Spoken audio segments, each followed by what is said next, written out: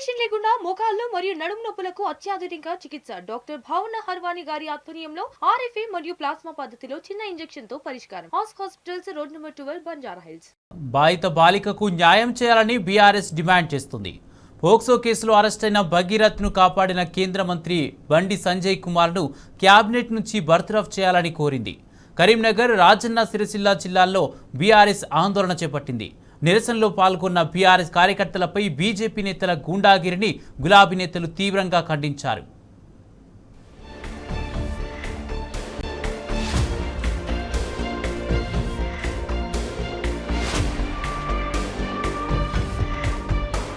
కేంద్ర మంత్రి బండి సంజయ్ కుమార్ ను బర్తరఫ్ చేయాలని డిమాండ్ చేస్తూ రాజన్న సిరిసిల్ల జిల్లా కేంద్రంలోని నేతన్న చౌరస్తాలో శాంతియుతంగా నిరసన తెలిపిన బీఆర్ఎస్ శ్రేణులపై బీజేపీ నాయకులు దాడి చేశారు. ఈ దాడిలో బీఆర్ఎస్ కార్యకర్తలు లక్కిరెడ్డి, కమలాకర్ రెడ్డి, రవీందర్ గాయపడ్డారు. ఎస్పీ మహేష్ బి గీతే రంగంలోకి దిగి బీజేపీ నాయకుల్ని అదుపులోకి తీసుకుని వాహనాల్లో పోలీస్ స్టేషన్ కి తరలించారు. ఈ సందర్భంగా పోలీసులు స్వల్ప లాఠీచార్జీ చేశారు.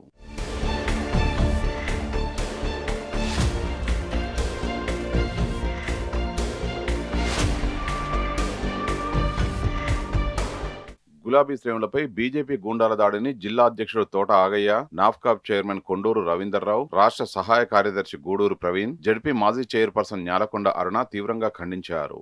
అనంతరం మొదటి బైపాస్ రోడ్డుపై బండి సంజయ్ రాజీనామా చేయాలంటూ 100 అడుగుల భారీ ఫ్లెక్సీతో రహదారిపై బైఠాయించి ధర్నా చేశారు. బండి సంజయ్ తక్షణమే రాజీనామా చేయాలని తోట ఆగయ్య డిమాండ్ చేశారు. బండి సంజయ్కి కరీంనగర్ పార్లమెంటు పరిధి ప్రజలే బుద్ధి చెబుతారని ఆయన వెల్లడించారు.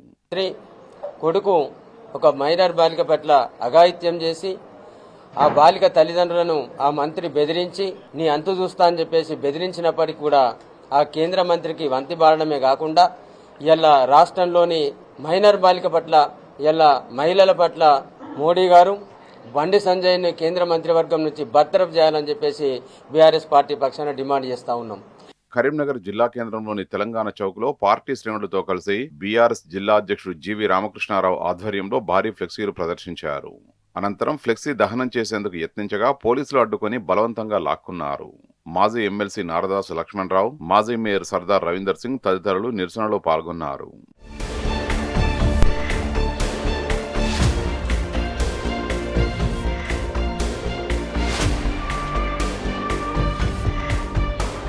కరీంనగర్ జిల్లా చొప్పదండిలో బీఆర్ఎస్ శ్రేణులు ఆందోళనకు దిగారు. మాజీ ఎమ్మెల్యే సుంకె రవిశంకర్ ఆధ్వర్యంలో నేతలు గంగాధరలో రాస్తారోకో నిర్వహించారు. బండి సంజయ్ కొడుకు నిందితుడిగా ఉన్న పోక్సో కేసును నీరుగార్చే అవకాశం ఉన్నందున కేంద్ర మంత్రి పదవికి రాజీనామా చేయాలన్నారు. మోదీ సర్కార్ బండి సంజయ్ ని వెంటనే బర్తరఫ్ చేయాలని డిమాండ్ చేశారు.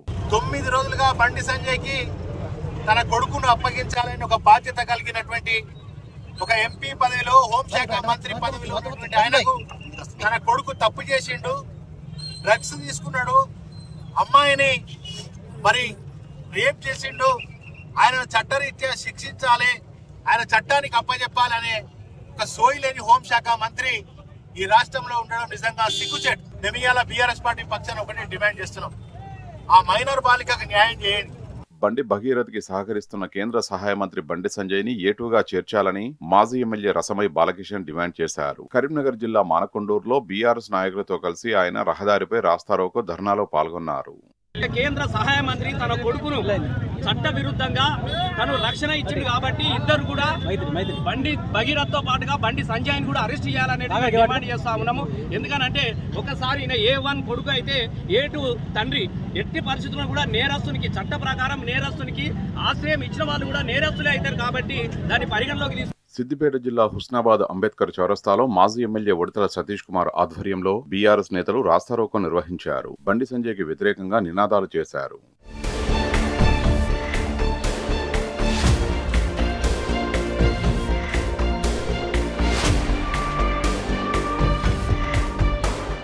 బండి సంజయ్ కేంద్ర మంత్రి పదవిలో ఉంటే బాధిత మైనర్ బాలికకు న్యాయం జరగదని బీఆర్ఎస్ నేతలు స్పష్టం చేశారు. బాధితులకు న్యాయం జరిగేంత వరకు పోరాటాన్ని ఆపమని తేల్చి చెప్పారు. బీఆర్ఎస్ శ్రేణులు కేంద్ర, రాష్ట్ర ప్రభుత్వాలకు వ్యతిరేకంగా నినాదాలతో మార్మోగించారు.